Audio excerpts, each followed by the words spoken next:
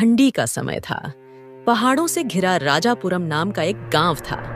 गांव के चारों तरफ पहाड़ होने के कारण राजापुरम गांव में खूब कड़ाके की ठंडी हो रही थी।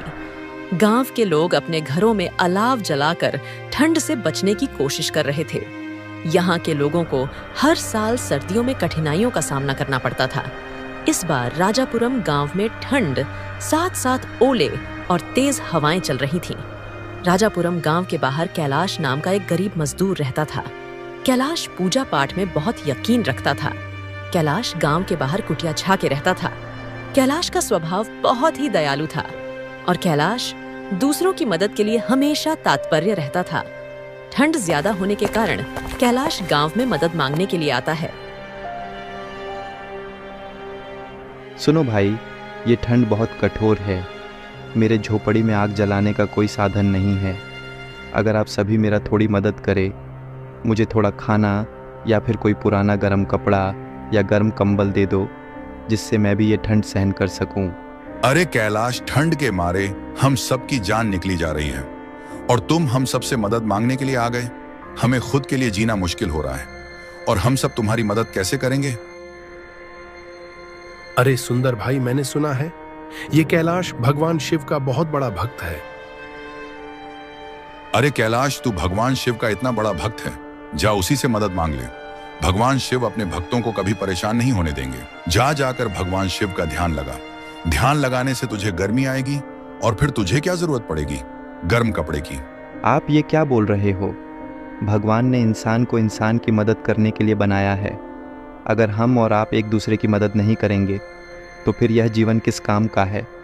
कृपया मुझे पुराने ही सही लेकिन गर्म कपड़े दे दो। कैलाश, ज्यादा पाठ मत पढ़ा हम लोगों को। बहुत देखे तेरे जैसों को। कैलाश के लाख कहने पर उसकी कोई मदद नहीं करता है। गांव वालों को कैलाश के बातों पर जरा सा भी असर नहीं हुआ। सब अपने अपने काम में बिजी थे और कैलाश निराश होकर अपने कुटिया में लौट जाता है। कैलाश की कुटिया में बहुत ज्यादा ठंड थी। कैलाश भगवान शिव का ध्यान लगाने की कोशिश की, लेकिन ठंड अधिक होने के कारण कैलाश भगवान शिव का ध्यान नहीं लगा पा रहा था। शरीर ठंड से जकड़ने लगा था। कैलाश के पास एक पतला सा कंबल था। ये कंबल कैलाश को ठंड से बचाने में असमर्थ था। किसी तरह कैलाश दिन गुजारता है और रात में ठंड बहुत ज्यादा बढ़ जाता है। कोहरे के साथ साथ बर्फीली बूंदें गिरने लगीं। कैलाश ने अपने आखिरी समय में प्रार्थना किया, हे भगवान, इन गांव वालों को सद्बुद्धि देना ताकि मेरी तरह किसी और की जान न जाए ठंडी से। इन गांव वालों का दिल इतना छोटा है कि हम जैसे मजदूरों पर इन लोगों को जरा सा भी रहम नहीं आया। कैलाश इतना कहकर ठंड के कारण मर जाता है। अगले दिन जब सूरज निकलता है तो गांव के कुछ लोग कैलाश की कुटिया की तरफ गए। नंदिनी सुनो, हर सुबह कैलाश अपना काम करने लगता था, लेकिन आज वह दिखाई नहीं दे रहा है। आप सत्य बोल रहे हैं जी, आज कैलाश सच में दिखाई नहीं दे रहा है। हाँ भाई, कल मैंने सुना है कैलाश गांव वालों से मदद मांग रहा था कि गर्म कंबल या फिर गर्म कपड़ा दे दीजिए, लेकिन गांव वालों ने कैलाश को कुछ भी नहीं दिया और कैलाश को बेइज्जत करके घर भेज दिया। चलो अंदर चलकर देखते हैं, कैलाश ठीक तो है, कहीं उसकी तबीयत तो नहीं खराब हो गई। जब तीनों लोग कुटिया के अंदर जाते हैं तो देखते हैं कैलाश का शरीर बर्फ बन चुका था। कैलाश की मृत्यु की खबर पूरे गांव में आग की तरह फैल गई थी। लोग कैलाश की झोपड़ी में एकत्र हुए। कैलाश के शरीर को देखकर सभी लोग बहुत दुखी हुए। हमसे बहुत बड़ा अपराध हो गया, हमें कैलाश की मदद करनी चाहिए। वह तो भगवान का बहुत बड़ा भक्त था। हमने कैलाश को अकेला मरने के लिए छोड़ दिया। हमने कैलाश के बारे में जरा सा भी नहीं सोचा। हम लोगों से इतना बड़ा अपराध हो गया कि वह क्षमा के योग्य भी नहीं है। भाइयों, आप लोग मेरी बात से सहमत हो या ना हो, कैलाश की मृत्यु का कारण हम ही लोग हैं। अगर हम कैलाश की मदद कर देते तो बेचारा हम लोगों को छोड़कर ना जाता। हम लोगों से बहुत बड़ी भूल हो गई। हमने अपने स्वार्थ के आगे कैलाश की एक भी बात नहीं सुनी। वह बेचारा हम लोगों से धन दौलत नहीं मांग रहा था, सिर्फ फटे पुराने कंबल और स्वेटर ही मांग रहा था ठंड से बचने के लिए। लेकिन हम लोगों ने कैलाश को ये भी नहीं दे पाए। कैलाश की मृत्यु के बाद राजापुरम गांव में अजीब अजीब घटनाएं घटने लगीं। ठंड विकराल रूप ले चुका था, बर्फ गिरने लगे, ठंड से सभी का हालत खराब होने लगा। आसमान में काले बादल छा गए। इस कड़ाके की ठंड ने लोगों को एक ही जगह पर रोक दिया था। बर्फीली हवाओं ने जैसे लोगों को घर में कैद कर दिया था। हर तरफ सन्नाटा पसरा हुआ था और ठिठुरती ठंड ने लोगों के दिल में डर भर दिया था। खेत बंजर होने लगा था इस सर्दी मौसम ने, और बर्फीली हवाओं ने फसलों को बर्बाद कर दिया था। मानव हर किसी की जिंदगी थम गई थी और फिर लगातार बारिश होने लगी थी। गांव के खेत बर्बाद हो गए। इस ठंड ने तो लोगों का जीना बेहाल कर दिया। इस बार की ठंड ने अपना हद पार कर दिया। अलाव छोड़ते ही हाथ पैर जमने लगते हैं। पता नहीं इस बार की सर्दी हमारे लिए क्या मुसीबत लेकर आई है। हाँ भाई, ठंड की वजह से हम मजदूरी भी नहीं कर पा रहे हैं। ऐसे ही रहेगा तो हम लोग एक अन्य के लिए तरस जाएंगे। लगता है इस बार का ठंड जान लेकर ही मानेगा। दूसरी तरफ उसी गांव में एक भाई और बहन अकेले रहते थे। बड़े भाई का नाम विकास तथा बहन का नाम अंजू था। बचपन में ही विकास और अंजू के माता पिता का देहांत हो गया था, इसलिए विकास और अंजू बचपन से ही एक साथ रहते थे। विकास मेहनत मजदूरी करके किसी तरह घर का खर्चा चलाता था। ठंडी के कारण घर का खर्चा चलाना विकास के लिए मुश्किल हो गया था, लेकिन जब तक विकास ठंड बर्दाश्त कर पा रहा था तब तक वह मेहनत कर रहा था।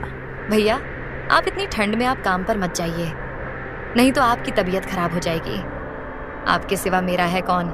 मंजू, अगर मैं काम पर नहीं जाऊंगा तो घर का खर्चा कैसे चलेगा? मैं भी जानता हूँ ये ठंड हमारे लिए बहुत मुश्किल खड़ी कर रही है। अगर मैं काम करने नहीं जाऊंगा तो हम खाएंगे क्या? घर में कुछ बचा नहीं है। मजदूरी ही हमारी रोटी का सहारा है। ठंड चाहे कितनी भी कड़ी हो, मुझे काम करना ही होगा। अगर मैं सर्दी से हार मान जाऊंगा तो तुम्हारे भविष्य का क्या होगा?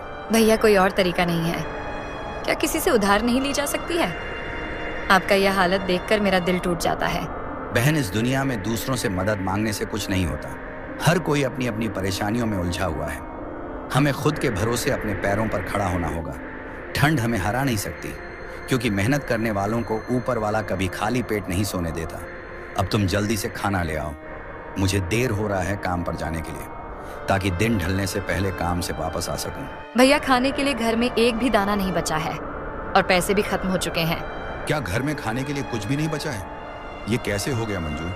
कल ही तो सोचा था बाजार जाकर कुछ आटा दाल लेकर आऊंगा, लेकिन ठंड के कारण बाजार भी नहीं जा सका। भैया, आप हर बार हमारे लिए वो सब कुछ करते हैं। अब तो हाल ऐसा हो गया है कि आग जलाने के लिए घर में एक भी लकड़ियां नहीं बची। ऊपर से ये ठंड हमारी जान ले रही है। पता नहीं किसका अभिशाप लग गया है हमारे गांव में, लेकिन निराश मत हो मंजू, ये मुश्किल वक्त भी बीत जाएगा। ऊपर वाला हमारे साथ है। जब तक मैं जिंदा हूं बहन, तब तक मैं तुम्हें भूखा नहीं रखूंगा और ना ही किसी चीज की तकलीफ होने दूंगा।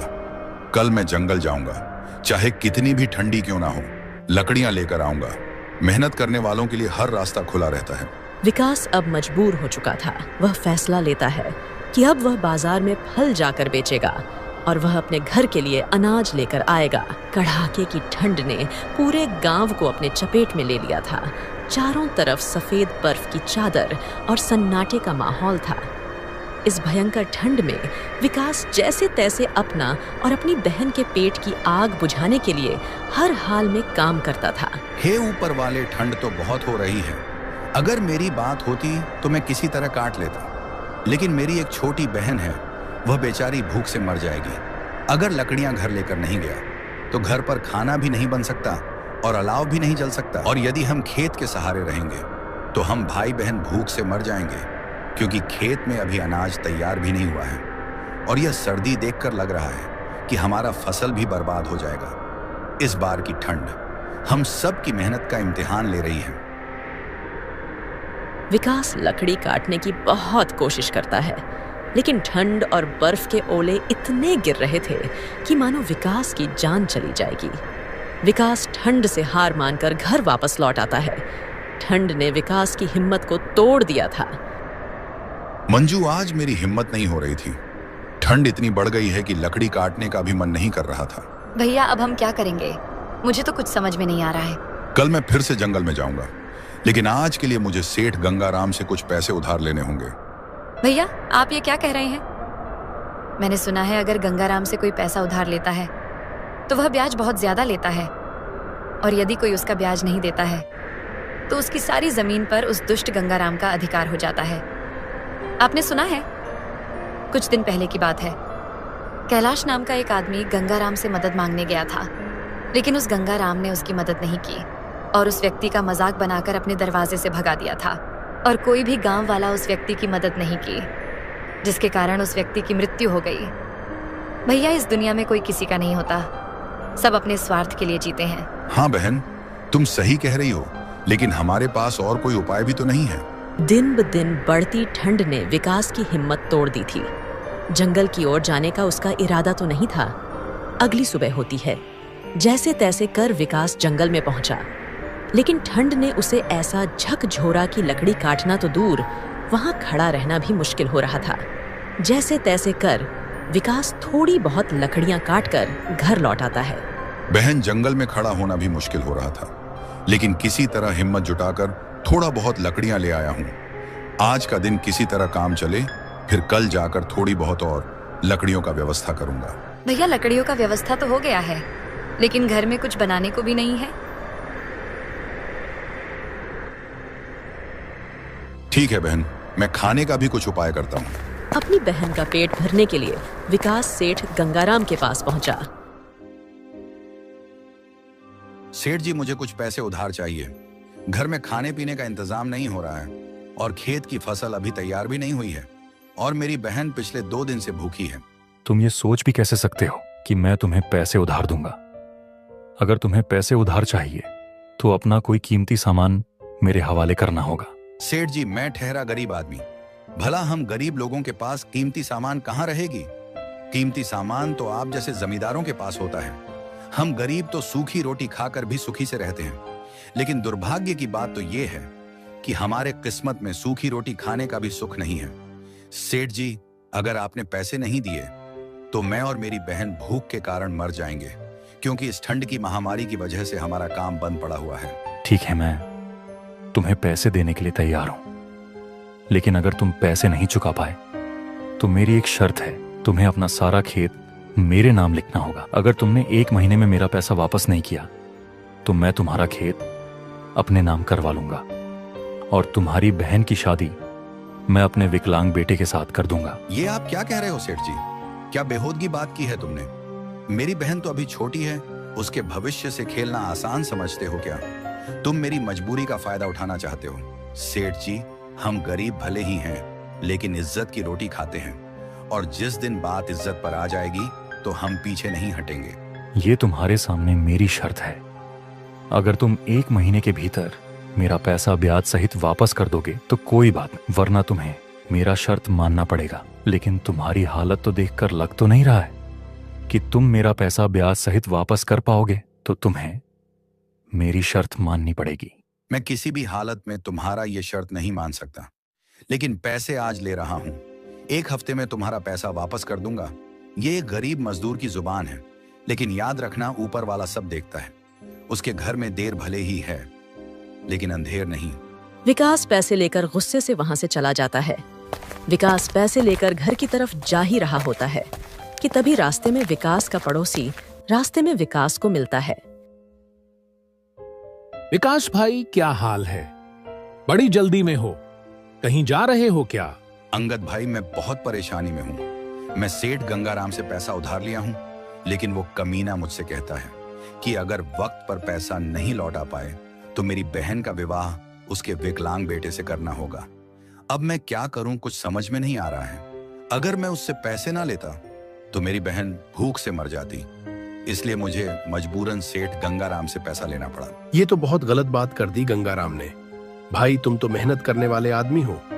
अब तो ऐसा लग रहा है कि सब कुछ उल्टा हो गया। तुम चिंता मत करो मेरे दोस्त, मैं तुम्हारे साथ हूं। हम दोनों मिलकर कोई ना कोई तो रास्ता निकाल लेंगे। तुमसे बात करके थोड़ा बहुत दिल को सुकून मिला है भाई, लेकिन सच में मुझे कुछ समझ में नहीं आ रहा है कि अब मैं क्या करूं। घर में खाने को भी कुछ नहीं है और इतनी कड़ाके की ठंड में काम करने की हिम्मत भी नहीं हो रही है। तुम जैसे अच्छे इंसान के साथ ऐसा नहीं होना चाहिए मेरे दोस्त, लेकिन कोई बात नहीं, मेहनत करने वालों के लिए एक रास्ता बंद है तो क्या हुआ, थोड़ी प्रतीक्षा करो, 1000 रास्ते खुल जाएंगे। तुम यूं ही परेशान मत हो दोस्त, ऊपर वाला सब ठीक करेगा। धैर्य रखने के सिवा हम गरीब कर भी क्या सकते हैं। हाँ भाई, तुम सत्य कह रहे हो। प्रतीक्षा के अलावा मेरे पास कोई रास्ता भी तो नहीं है। ऊपर से ये सर्दी, काम करने का मन भी नहीं करता है। इस कड़ाके की सर्दी ने मेरा सारा हिम्मत तोड़ दिया है। जब से पहाड़ी के पास रहने वाले कैलाश की मृत्यु हुई है, तब से और ज्यादा कड़ाके की ठंड पड़ रही है। हाँ भाई, तुम सही कह रहे हो।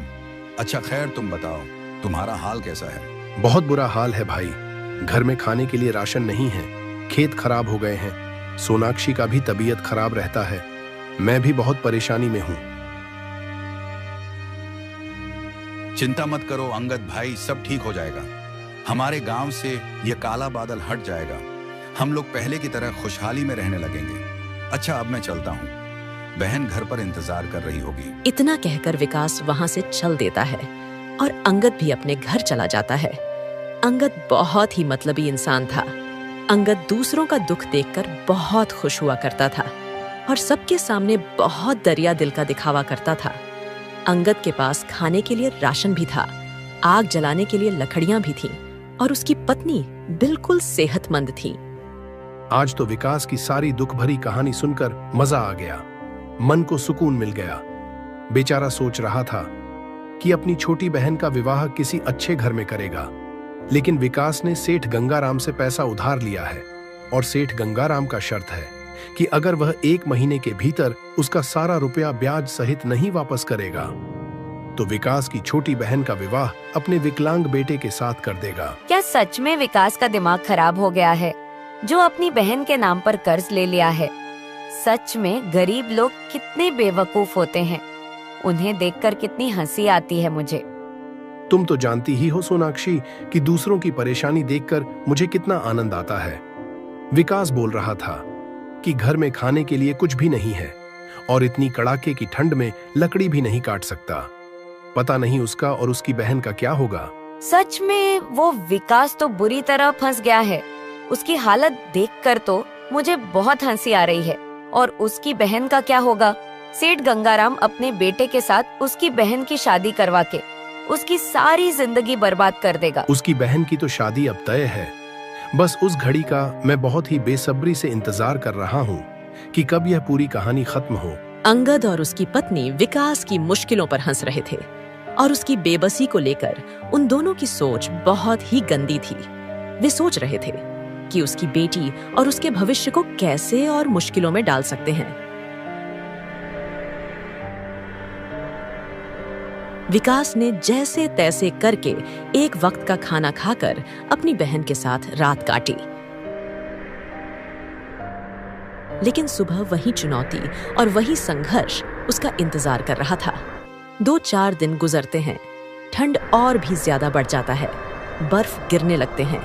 उसके पास जो थोड़े बहुत पैसे थे उसका फल खरीद लाया था, लेकिन ठंड अधिक होने के कारण 1-2 दिन से ज्यादा फल का दुकान नहीं कर सका और उसकी सारी फलें खराब हो गई थी। ठंड अधिक बढ़ने के कारण राजापुरम गांव के लोग मरने लगे और चारों तरफ सन्नाटा पसर जाता है। विकास अपने घर पहुंचता है तो देखता है कि मंजू की तबीयत बहुत ज्यादा खराब हो गई है। भैया बहुत ठंड लग रही है, मुझे लग रहा है कि मैं अब और ठंडी सहन नहीं कर पाऊंगी। मुझे बहुत तेज की बुखार है। भैया आप किसी न किसी तरह डॉक्टर को बुला लाओ, नहीं तो मैं मर जाऊंगी। मंजू तुम चिंता मत करो, मैं तुम्हारे लिए आग जला देता हूँ और तुम थोड़ी देर बाद ठीक महसूस करोगी। मैं डॉक्टर को भी बुलाने की कोशिश करता हूँ, हिम्मत रखना, ऊपर वाला सब ठीक करेगा। विकास जैसे तैसे करके डॉक्टर के पास जाता है। डॉक्टर साहब, मेरी बहन बहुत बीमार है, कृपया करके आप मेरे घर चलकर मेरी बहन का इलाज कर दें, नहीं तो वह मर जाएगी।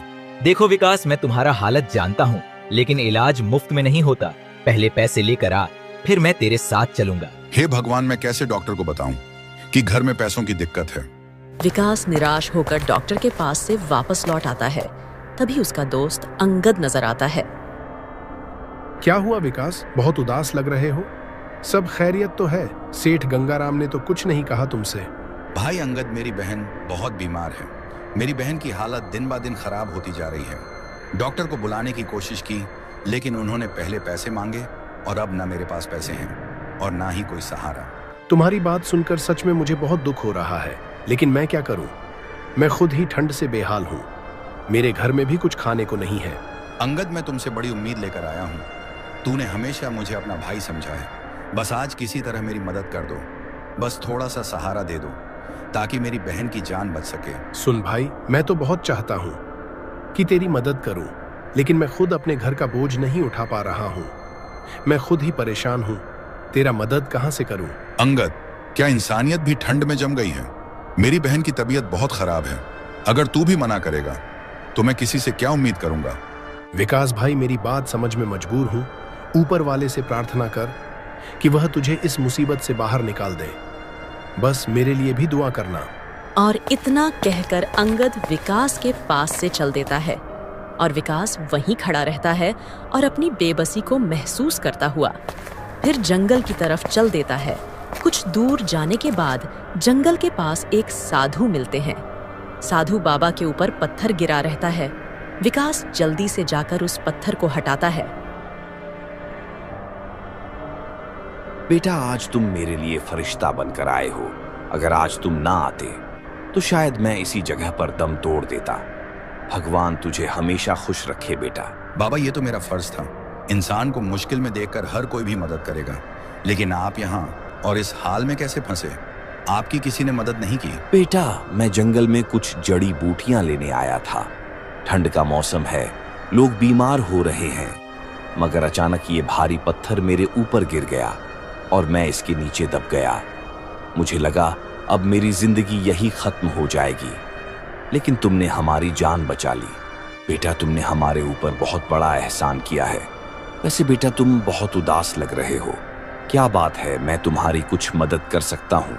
साधु महाराज, मेरी छोटी बहन का तबीयत बहुत खराब है और मेरे पास इतने पैसे भी नहीं हैं कि मैं अपनी बहन को किसी अच्छे डॉक्टर को दिखा दूं। और फिर विकास के साथ जो जो घटना हुआ, सारी घटना विकास साधु बाबा को बता दिया। तुम चिंता मत करो बेटा, मैं तुम्हें एक दवा देता हूँ। इसे तुम अपनी बहन को पिला देना। वह सुबह तक बिल्कुल ठीक हो जाएगी। और तुम घबराओ मत, सेठ गंगाराम तुम्हारा कुछ भी नहीं कर सकता है। यह दवाई लेकर जाओ और अपनी बहन को पिला देना, और कल सुबह तुम मुझसे मिलने मेरे आश्रम पर आ जाना। और फिर विकास घर पहुंचता है और वो दवा विकास अपनी बहन को पिला देता है। अगली सुबह होती है। भैया, मेरी तबीयत बिल्कुल ठीक है। मुझे लग रहा था कि अब मैं तो मर ही जाऊंगी, लेकिन अब बिल्कुल सही हूँ। ठीक है, तुम आराम करो। मैं एक बाबा से मिलने उनके आश्रम पर जा रहा हूँ। और विकास साधु बाबा के आश्रम की ओर चल देता है। थोड़ी देर बाद विकास आश्रम पर पहुंच जाता है। बेटा, तुम आ गए। जी महाराज जी, बताइए आपने मुझे क्यों बुलाया है? बेटा, ये सब आयुर्वेदिक दवाइयाँ हैं। इन्हें तुम बाजार में ले जाकर बेचो और तुम्हें जो पैसा मिलेगा उसे तुम सेठ गंगाराम को दे देना। जी साधु बाबा, आपने मुझ जैसे अनजान के लिए इतना बड़ा योगदान दिया है। मैं आपका यह एहसान कभी नहीं भूलूंगा। विकास इतना कहकर दवाई लेकर एक चौराहे पर पहुंचता है। शाम तक उसकी सारी दवाइयां खत्म हो जाती हैं। अगली सुबह होती है। विकास सेठ गंगाराम के घर पहुंचता है। आओ विकास, मैं जानता था कि तुम हमारा पैसा 1 महीने के भीतर नहीं लौटा पाओगे। उस दिन बहुत दावा करके गए थे कि 1 सप्ताह के अंदर तुम्हारा रुपया ब्याज सहित वापस कर दूंगा। क्या हुआ? निकल गई सारी हेकड़ी तो बताओ। किस मुहूर्त में बारात लेकर आऊं तुम्हारे घर पर? सेठ, ऐसा दिन नहीं आएगा। ये लो अपना रुपए ब्याज सहित, तुम किसी और को मूर्ख बनाना अपने विकलांग बेटे के लिए। और इतना कहकर विकास दवाई लेकर फिर चौराहे पर पहुंच जाता है। धीरे धीरे समय बीतता है। उसकी दवाइयों की चर्चा पूरे राज्य में हो जाती है और विकास का अब बहुत बड़ा आयुर्वेद दवाइयों का दुकान हो जाता है। विकास अब बहुत बड़ा आदमी बन जाता है, अपने बहन का विवाह बहुत बड़े घर में करता है और विकास खुशी खुशी रहने लगता है। उसका दोस्त अंगद, जिसे सबकी तकलीफ देखकर बहुत खुशी मिलती थी, अब वह विकास के घर पर नौकरी करता है।